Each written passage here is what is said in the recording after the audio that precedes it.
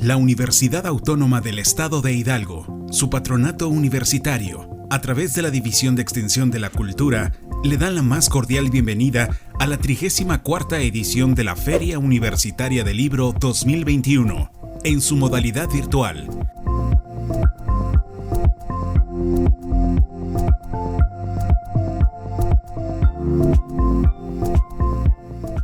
Hola, ¿qué tal? Bienvenidos.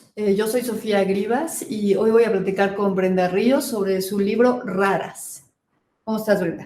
Hola a todos, pues muchísimas gracias, Sofía, por estar aquí y les quiero agradecer particularmente a la Feria Universitaria del Libro de la Universidad Autónoma del Estado de Hidalgo esta invitación a compartir un poco de qué va el libro, un poco también de cómo nos está yendo en estas presentaciones de ferias que sustituyen la presencia física. Entonces, gracias a todos los que están por allá del otro lado de la pantalla. Mil gracias, un abrazo y pues empezamos. Perfecto. Tu libro tiene un título interesante, se llama Raras, que nos recuerda a un título de Los Raros, de Rubén Darío. Cuéntame si hay alguna conexión y si en este caso él quería hablar de la singularidad y la transgresión. ¿Y tú qué quieres decir con tus raras? ¿Qué quieres decir raras? Pues fíjate que originalmente se iba a llamar Las Raras justo por este libro, ¿no? Porque la primera versión del libro de Rubén Darío es, si mal no recuerdo, de 1895 y luego él hace una segunda edición donde le agrega, iban a hacer originalmente 12 y luego lo aumenta a 19 raros, ¿no? En la segunda edición. Entonces, yo sí quería hacer mi versión así como él hace su homenaje, porque finalmente Los Raros de Darío es un panteón, ¿no? O sea, son puros hombres muertos, importantísimos, la mayoría franceses.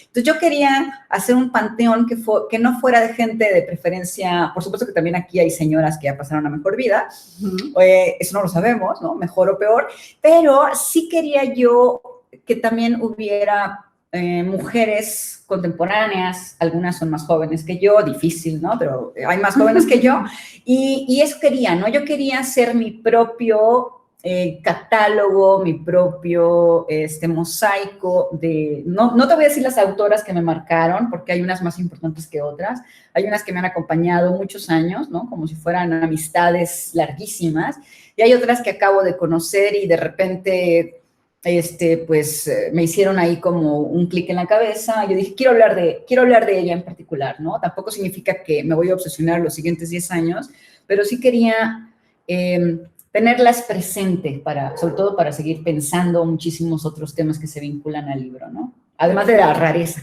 Perfecto. Además, en tu libro, bueno, de lo que comentas, tratas autoras muy consagradas como Elena Garro, Clarice Lispector, pero también de Shelja López, o incluso cantantes como Becky G o Amy Winehouse. ¿Cómo armaste pues abanico de cosas tan distintas? ¿Cómo surgió?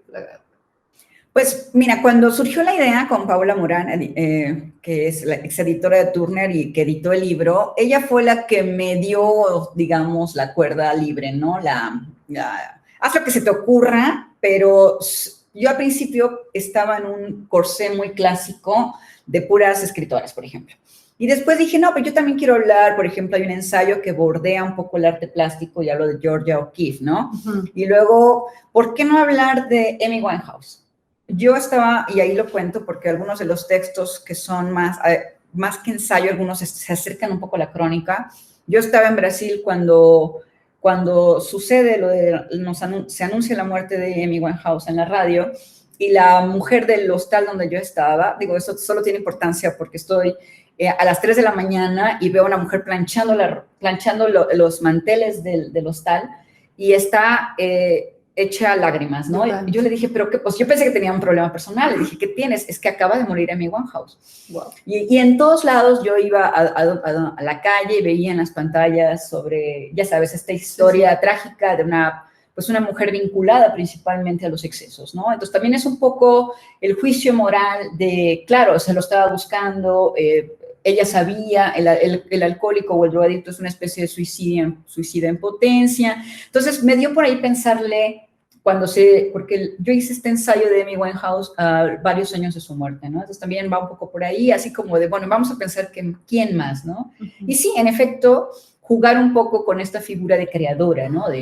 de lo que planteo en el libro, pues es de que en la mayoría de los casos, los hombres creadores pueden separar la vida privada de su obra, de su creación, claro, incluso su trabajo creativo, ¿no? O sea, esto que hemos platicado todo el tiempo, escritores que tienen quien les resuelva la vida doméstica y se dedican a estar en su castillo encerrados pensando en el tiempo, la configuración del mundo, etc. Y las mujeres tienen que lidiar con 5 cosas a la vez, ¿no? Los hijos, organizar la comida, o sea, la ropa. Entonces, ¿cómo se hace un proceso creativo? ¿De qué escribes o de qué, cómo trabajas como escultor, como cineasta, cuando tienes tú que resolver 20,000 cosas a la vez? Entonces, para mí, muchas escritoras o muchas creadoras tienen un asunto muy cercano con que es un problema, quiero decir, es un problema, es un tema literario, es un tema artístico, la vida personal. Claro, las limitaciones que tienen como mujer que no tienen los hombres. En este caso, retomando un poco la sensualidad de la que hablas de Georgia O'Keeffe o, por ejemplo, de Becky G, que me parece muy, muy interesante, que es como una fuerza femenina muy fuerte, porque tú retomas el reggaetón, lo cual es muy divertido y muy actual, con un mensaje también femenino de liberación sexual que no existía antes. Platícanos un poco de esto. Bueno, curiosamente, ese texto de Becky G, yo tuve que sacar a una poeta norteamericana, que había ganado un premio Pulitzer y metí a Becky G, ¿no? En el libro. Entonces, gran decisión, valiente. Hablando de estas decisiones de por qué ellas y por qué no otras, ¿no? Que eso nos puede llevar a hablar 3 días del tema. Y yo estaba en Acapulco, porque soy de Acapulco, y en Acapulco se escucha, llega un momento que tú ya no escuchas la diferencia, ¿sabes? O sea, en Acapulco hay una concepción de música general, o sea, no hay una cuestión que tenga que ver con buena música, mala música. Música nueva, música vieja. En Acapulco, para mí, al menos yo lo entiendo así, la música es un todo. O sea, tú vas a la costera, o estás en un bar y de repente escuchas a Michael Jackson o escuchas a Maná y nadie va a censurar, ¿no? A menos que tú vayas bueno, ahora que están de moda estos bares horrendos de música de banda, ¿no? Entonces, yo estaba en un bar con el video en off y estaban estas chicas bailando sin pijama, ¿no? Que es Becky G y Nati Natasha. Entonces, para empezar, mira estos nombres. Sí, ya la configuración de los nombres. Mira, la configuración de los nombres, la configuración de los personajes. Nati Natasha obviamente saca ese nombre de la industria porno. Hay un video que yo hago la analogía, ¿no? Está el video de Shakira con, recuérdame la otra, no me acuerdo si Rihanna, no, es que siempre la confundo con Beyoncé, perdóname. Sí. Y los fans de una u otra me van a acribillar aquí. Y entonces yo decía, es que hay uno que tiene toda la producción, ¿no? Y en el de Becky G se nota como otra intención. La canción, como todo lo que dice el reggaetón, o la mayoría de las letras del reggaetón, independientemente de la cuestión, obviamente, misógina, la mujer como un objeto sexual, etc. Pero la mayoría de las canciones están enfocadas al goce del cuerpo, ¿no? O sea, es decir, al acto mismo explícito del goce del cuerpo. Claro, y tú hablas del reggaetón producido o hecho por las mujeres. Exacto. ¿No? Como la liberación que es el reggaetón para el cuerpo femenino y poder ser alguien que propone y actúa y no que espera pasivamente como el reggaetón masculino u otros. No, y el reggaetón clásico, porque también, aunque como es un género tan criticado, con un segmento de la población que considera que es un género basura, que además del tremendo clasismo que hay de fondo, ¿no? ¿Quién juzga tanto el reggaetón? Se convierte también en un fenómeno sociopolítico, ¿no?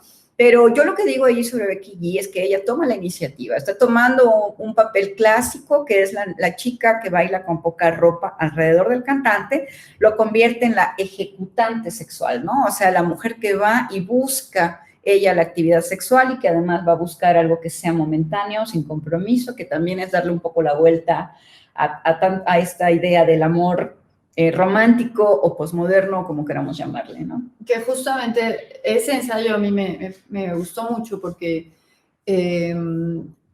habla de la exotización de la pobreza, ¿no? Y de la idealización a partir del reggaetón y de esta propuesta de cambios en la idea romántica. Y no sé, lo relaciono un poco, claro que el libro de Trilogía Sucia de La Habana es totalmente decadente a mi gusto y oscuro, pero esta sería como la parte bonita de que los pobres tenemos un cuerpo y un deseo y tenemos la libertad sexual, ¿no? Es como, eso es un poco también lo que habría a través del reggaetón. Es que mira, pongamos, y me voy a ver un poco arriesgada, digamos que a ciertas zonas, ¿no? Puerto Rico, que forma parte de Estados Unidos, pero no al Caribe, que junto con América Latina tienen un gran problema de diferencia, ya sabemos, ¿no? Hay un gran problema de diferencia de clases, un gran problema entre la minoría del que detenta el poder, vamos a decir, poder económico. Y entonces, ¿qué le queda o qué queda a los pobres? El cuerpo, ¿no? El cuerpo es el único recurso, el único goce y es el único refugio también en una marginalidad y en condiciones complicadas de desigualdad social. Entonces, mira, piensa, ahora que estamos hablando de Cuba, ¿no? Hace poco, pensando en este tema tan complejo de las manifestaciones en Cuba recientes. Y claro, o sea, tú dices, uno no puede opinar a veces, a lo mejor si no vamos a la calle y entrevistamos gente allá, ¿y qué está pasando realmente? A mí, al contrario de lo que tú viste en Pedro Juan, que puede llegar a ser un poco cansado porque luego Pedro Juan puede ser repetitivo, ¿no? O sea, la crónica va un poco por lo mismo, que es violencia, sexo explícito, y pobreza, decadencia, nada sirve en Cuba, nunca hay luz, no hay comida, entonces y aún así él vive ahí, o vivía, no sé, creo que se la pasaba entre España y Cuba últimamente, no estoy muy enterada, pero él está hablando en el fondo, lo que hay en este ruido, ¿no? En el ruido del habanero, de la gente de La Habana, que se gritan lo único que les queda es la solidaridad y templar, dice él, ¿no? Todo el tiempo usa la palabra templar, ¿no? Que es coger. Y entonces pienso también que va por ahí un poco esta idea de defender el cuerpo porque es lo único que nos queda. Y a ver, ya nos quitaron los trabajos bien pagados. Las empresas no están en nuestro país o vienen y explotan los recursos. ¿Qué es lo único que nos va a quedar? La música para celebrar la poca vida que nos queda, buena o mala, y el cuerpo para entregar. Entonces, lo único que tenemos que hacer es tomar el control de este cuerpo y darlo a los otros porque no tenemos absolutamente nada más. Es trágico, por supuesto, pero es como decir, mira, pero tenemos mucho color y vida propia, ¿no? Claro, y lo que tenemos lo vamos a aprovechar, que es poco. Ahora platiquemos un poco. Tu libro varía en los tonos y en las formas de cómo escribes, ¿no? Hay cosas que parecen un diario muy personal, como si Clarice Lispector hubiera sido tu amante. Fue mi amante, la verdad. Cuéntanos de eso. Sí, yo creo que es un libro misceláneo. No sé si con eso quisiste decir desigual, pero bueno. No, me parece que son distintos. No es un diario no es un libro, exacto, plano, que todo tenga una identidad, una concordancia, sino que a veces haces un poco de crónica, haces un diario muy personal, son distintos tomos. Entonces, platícanos cómo decidiste eso y un poco cómo el capítulo que dedicas a hablar de Clarice Lispector.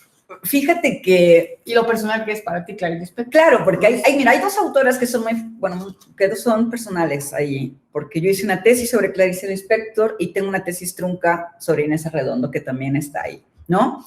Entonces, yo tenía un texto más largo sobre Inés Arredondo y tengo un texto muchísimo más extenso sobre Clarice, que es mucho más académico, ¿no? Entonces, yo sí, y a mí me quedó claro desde el inicio, que yo quería hacer un libro que no fuera cercano a la escuela, ¿sabes? Que fuera un libro cercano a la divulgación, por un lado, pero a la vez que pudiera dialogar con otras personas y compartir un poco por qué me obsesioné con Clarice muchos años, ¿no? Y lo que cuento ahí es un texto, porque yo lo había dejado de leer. O sea, yo estaba un poco... Sí, la habías dejado de pensar, la habías dado como un espacio. Yo la dejé, porque fue mi tesis, yo no estaba muy bien, porque a veces eso pasa con las tesis, y yo la dejé de leer por 3-4 años, y un profesor de la Facultad de Filosofía y Letras de la UNAM me dijo, oye, Brena, estoy armando un ciclo de autoras latinoamericanas y quiero incluir a Clarice. Esto fue mucho antes de que se pusiera de moda y hubiera tantas traducciones, etc. Dice, pero no sé qué cuentos darles a mis alumnos. Y entonces la releí. Y fue un descubrimiento de reencontrarme con ella, como si te encuentres con tu ex, ¿no? Y entonces entiendes que el drama ya no está ahí. Claro. Porque tú te creíste el drama, o sea, tú lo tomaste muy en serio cuando las cosas se terminan y tú creías que todo eso que él te dijo o que ella te dijo era verdad.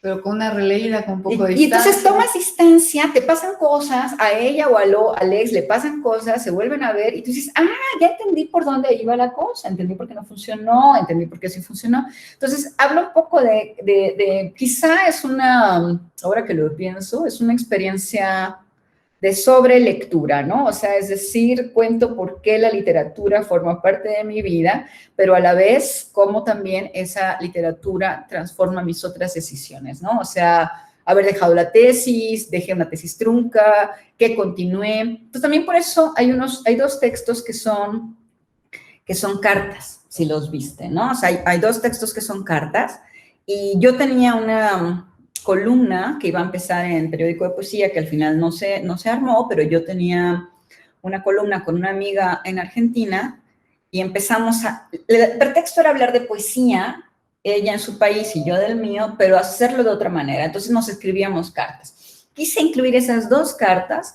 y en una hablo de Shelha, que la acababa de leer, de Shelha López, y la otra hablo de una amiga mía que falleció en Brasil, que se llamaba Sionara Souza, que es muy poco conocida, y que ella escribe, más que nada es narradora, pero era como una poeta lúdica, y yo dije, nadie va a escribir sobre Sionara quizá en Brasil, entonces quise escribir sobre ella también como una carta a distancia, ¿no? Ella había fallecido, y también quise hacer este puente con lo que ya no está, ¿no? Como decía Roland Barthes, ¿no? La escritura es ese lugar donde no está uno, ¿no?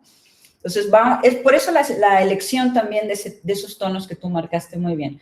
Hay un texto casi al final, que es un texto sobre María Zambrano, que es el primero que escribí, que fue hace muchísimos años, y se nota la lectura, o sea, si tú notas el cambio de tono, porque es un texto más serio, porque yo era muy seria, entonces yo quise transformarme, hacerme un makeover y dije, ya no quiero ser esa persona que escribe con tanta seriedad, ¿no? Okay. Porque yo así leía cosas, entonces yo creía que la escritura era hablar de cosas serias en el mundo. Ahora, en realidad lo que dices, más bien menos académico, porque seriedad y profundidad, aunque de una forma muy amena, la tiene el libro, es muy divertido. Yo no diría... bueno, seriedad en el tipo de lenguaje, pero en realidad es muy propositivo.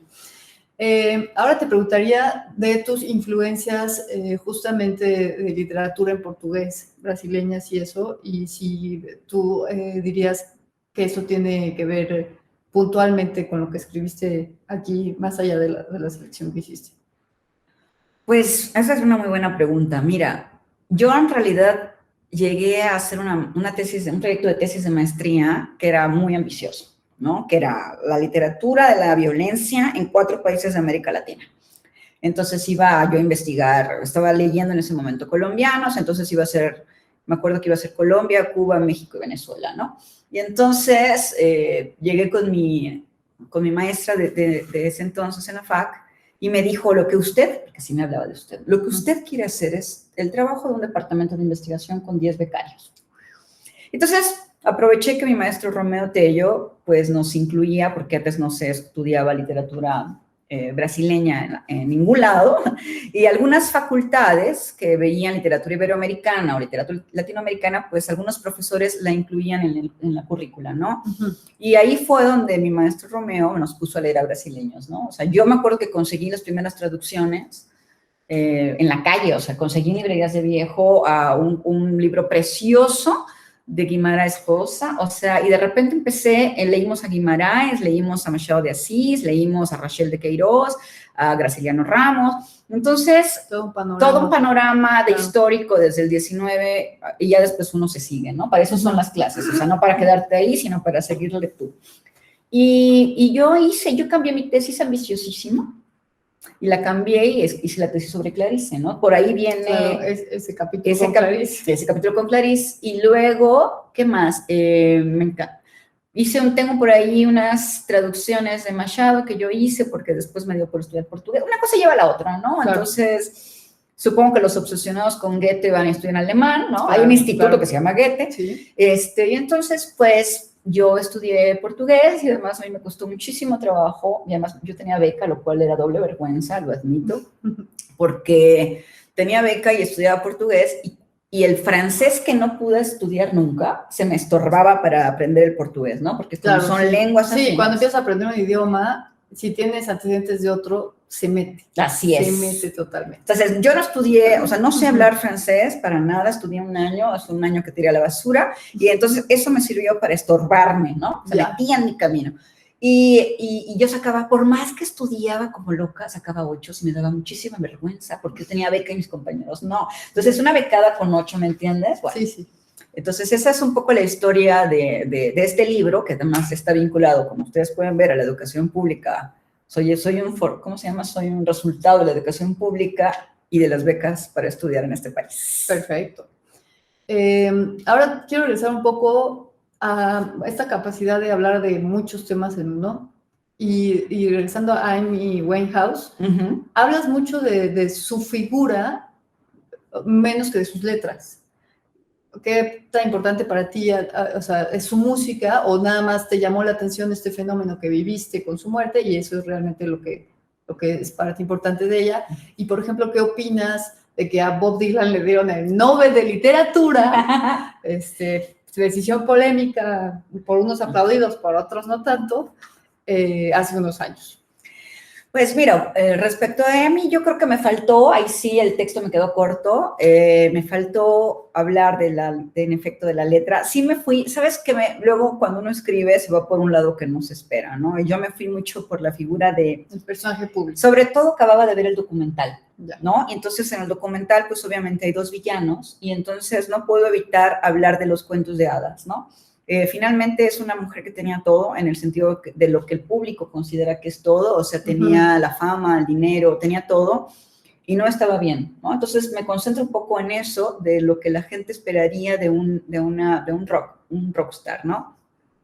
Y que el padre y el novio pues eran unas figuras de control y de poder y esta mujer no tenía nada para nada y eso lo comprendes cuando habla la madre, o sea, cuando habla la madre y dice... Mi hija vomitaba desde los 13 años y yo nunca lo consideré anormal. Entonces, tú te quedas pensando, como espectador de un fenómeno, la pobre chica no tenía ninguna posibilidad. Llegan 2, no quiero decir porque son malos hombres o malas mujeres, sino que ante el abuso constante, esta mujer no tenía nada con que defenderse. De eso hablo en realidad, hablo de esta figura frágil desde el inicio y desde el cuerpo, desde la bulimia, desde la anorexia, desde el abuso de drogas. Y que nos recuerda, o a mí me recuerda un poco ahorita, a lo que supuestamente está pasando con Britney Spears, ¿no? Que está aprisionada en una custodia que lleva su padre y que ni siquiera le deja manejar su dinero. O su sexualidad. Claro. O sea, no puede ni siquiera ella disponer si quiere de un bebé o no. No, es que estamos, o sea, sí realmente parecemos que nos caímos en un bucle del tiempo, ¿no?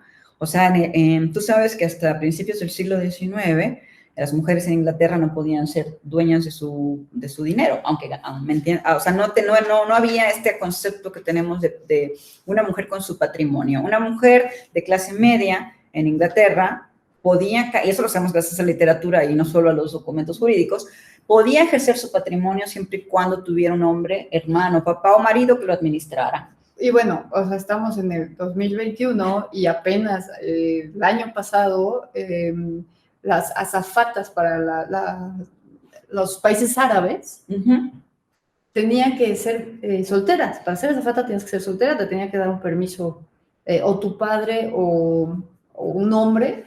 O sea, es una cosa impensable todavía que actualmente existen muchísimas diferencias, ¿no? Y en ese sentido, bueno, el libro es muy feminista, sin ser radical como otros postulados, casi de destruir todo para la excepción. Pues hay reseñas donde dicen que debió haber sido más feminista. Por ejemplo, hay gente que me ha reclamado muchas ausencias. Como toda antología, pues es un ejercicio también de exclusión, ¿no? Alguien me dijo, te agradezco que no hayas incluido a Rosario Castellanos. Y yo le respondí, la verdad es un error mío, debía haber incluido. Mira, te voy a decir cuál sería también el proyecto de Raras 2, ¿no? O sea, Rosario Castellanos, Simone de Beauvoir, Virginia Woolf, digamos las tías que moldean un poco la conformación de la cultura para nosotros, ¿no? Para América Latina, para nuestra visión occidental de la cultura. Y entonces, pues nos faltan, por supuesto, muchas, me faltan caribeñas, me faltan... Entonces, pues no terminaría en 10 años con 10 becarios y haría un proyecto quizá que se llame Raras, el full álbum, ¿no? El álbum completo de estas mujeres que también me han preguntado, bueno, ¿y por qué son raras, no? ¿Qué hicieron? Les dije, mira, más que raras, son raras por extraordinarias, que de ahí viene también en la etimología, pero también tiene que ver con mujeres que estuvieron incómodas en su momento y en su matrimonio y en su cuerpo y en sus contextos, ¿no? Mujeres que, o sea, se sentaron, ahí lo que cuento y que por eso también tiene este subtítulo, ¿no? Sobre el amor y la voluntad creadora, es que el precio del amor fue muy caro, ¿no? O sea, muchísimas, por ejemplo, está Jan Ries, la misma Inés Redondo, muchas, Emily Dickinson, también de las que hablo, que creyeron que lo que les prometieron se iba a cumplir. Pienso en Anne Sexton, que también viene ahí, que ella era hermosísima, clase alta, Boston, un poco como esta figura de estrella de cine, ¿no? Uh-huh. Y ella estaba convencida de que se casaba, una boda con un buen matrimonio, un tipo que obviamente tenía dinero, y todo la cuestión prestigiosa, y luego, el prestigio quiero decir del matrimonio, ¿no? Claro. Iba a tener hijitos, y que eso iba a ser la felicidad. Cuando tiene todo, se da cuenta de que no es la felicidad. Entonces, pues ella entra en lo que fue una de las primeras mujeres, yo creo que son diagnosticadas en la historia como la depresión postparto, ¿no? Que le duró 25 años. Entonces, me faltó también que aparte de raras, pues este también libro se pudo haber llamado Raras Suicidas Alcohólicas, ¿no? Jan Ries es alcohólica, Anne Sexton es alcohólica. Bueno, también se pudo haber llamado Valientes. Valientes, ¿no? sí. De confrontar una realidad, ¿no? Y una situación y ir a contracorriente de muchas cosas. Pero mira, a mí el adjetivo valiente me gusta, pero está muy gastado y hasta Disney hizo una película, ¿no? Sí, precisamente con una protagonista. Pelirroja, ¿sí? ¿No? Que ya, además, yo sí creo que hay un gran asunto con el formato de que el valor de la mujer sea ocupar el lugar del hombre, o sea, es decir, vestirse como hombre, hacer deportes que están prohibidos, y yo creo que también podemos ir más allá de ocupar el espacio que nos han sido negados, pero también crear nuestro propio espacio, ¿no? Justamente veía una entrevista con una escritora francesa y decía, es que tú escribes como hombre. No, yo escribo como mujer, pero de una forma que no era conocida antes, la escritura femenina. Bueno, platiquemos ahora de un poco justamente de las vidas privadas de los escritores, actores, de la gente y cómo influye eso en su obra. Tú eres de las que quiere también saber si Woody Allen, que por ahí lo tocas. Sí, por ahí lo toco. O sea, si su obra puede seguir siendo valorada sin saber su vida personal. ¿Cómo te relacionas con eso? Mira, esa es una pregunta peligrosa y no vamos a acabar pronto, pero bueno, voy a intentar acercarme. Yo creo que muchos hombres han salido impunes, ¿no? Pienso en Polanski, por ejemplo, ¿no? En Woody Allen. Y a Woody Allen ahora ya no está impune, ¿no? O sea, ya se sabe, se conoce, y eso... Pero bueno, tomó cuántos años claro, que en realidad se abriera esa historia de decir, bueno, tal vez esto sí pudo haber sucedido. Claro, ¿no? Y entonces yo sí creo que los hombres salen impunes y la obra queda, ¿sabes? O sea, es decir, piensa, no sé, en un cineasta que hizo 50 películas que son consideradas una obra de arte y nadie está diciendo, ay, vamos a separar al hombre de las 50 películas, ¿no? Y en el caso de las mujeres creadoras es muchísimo más difícil hacer la separación porque la mayoría de las veces, y hay excepciones, por supuesto, pero la mayoría de las veces están prensadas, ¿no? Volvemos a Anne Sexton, los poemas que ella escribe son a partir de la clínica, cuando ella va a hacer análisis, ¿no? ¿Y de qué va a hablar? De la depresión, del matrimonio y de los hijos, ¿no? Entonces... de Virginia Woolf también. Virginia Woolf también. Entonces, esta idea de qué hablo, de lo que me pasa, ¿no? Hay un pasaje maravilloso en la película de Sylvia Plath, ¿no? Donde ella está con Ted Hughes en el lago, bueno, interpretada por Gwyneth Paltrow, y ella dice, es que no sé qué hacer. Y él le dice, bueno, ponte a escribir. Y ella dice, pues, ¿de qué voy a escribir? Yo no sé nada. Y él dice, bueno, escribe de tu vida. Y ella empieza a escribir de su vida, ¿no? Y bueno, gracias a eso tenemos de Bellar, que es una novela bellísima, que yo la comparo mucho con Rito de Iniciación, ¿no? De Rosario Castellanos.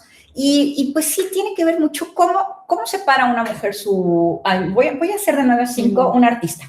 Y de 5 a 8 voy a ser mamá, cocinera o lo que sea. ¿Cómo se hace? No porque los hombres lo hayan hecho durante todos estos siglos, uno pueda tener también a lo mejor se requiere ser mucho más egoísta, no sé, solo para ponerlo en la mesa y seguirlo pensando, porque las mujeres que no tenemos hijos, o las mujeres que tenemos hijos y escribimos, etc. Entonces es una cuestión también de juicio moral. Se nos exige mucho. Sí. Hay mucho, o sea, hay una exigencia social muy difícil de escapar, ¿no? Pienso en Inés Arredondo, que se acabó yendo a vivir a Culiacán con 3 hijos, divorciada. Su exmarido era poeta y ella se burlaba un poco porque no le pasaba dinero para la manutención de los hijos. Entonces, ¿qué al final que hizo? Dejó de escribir y se dedicó a dar talleres de literatura para medio ganarse la vida. Entonces, va un poco por ahí, ¿no? Claro. Muy bien.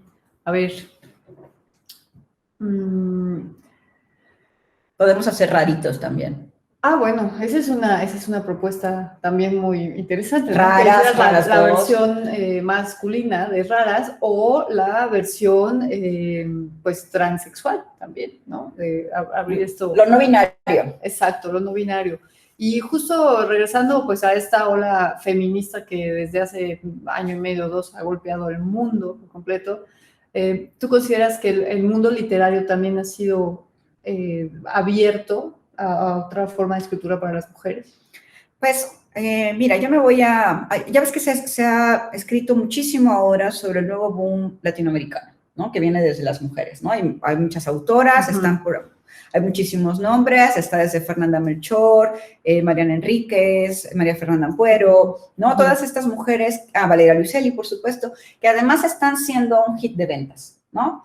Yo sí creo que me parece maravilloso que se lean mujeres. Yo sí creo, es más, alguien dijo alguna vez, estoy harto de ver antologías de mujeres en las mesas de novedades. Y yo dije, y todavía faltan más, ¿no? Claro. Porque tenemos que resarcir el tiempo en que estuvimos haciendo otras cosas o que no nos incluían.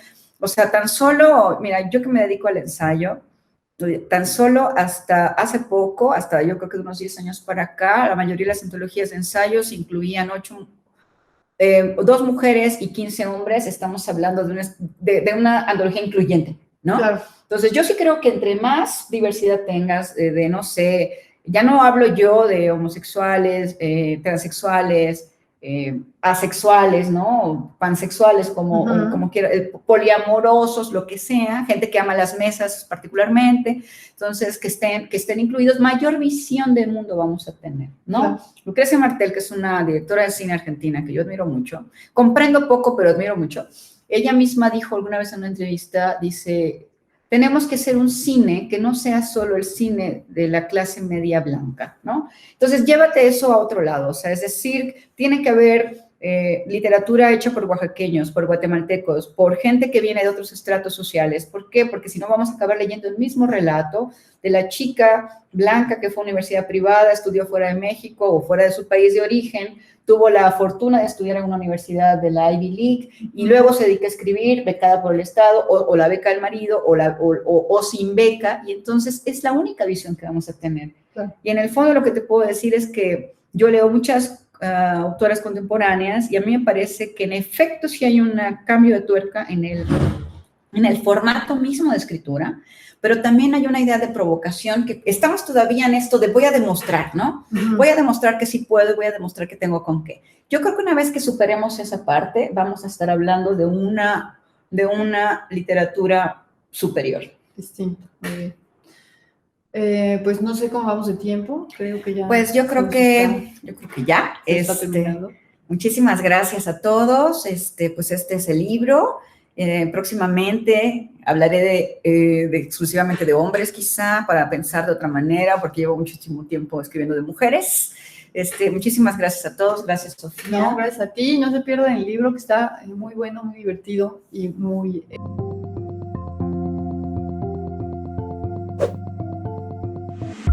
La FUL agradece tu asistencia.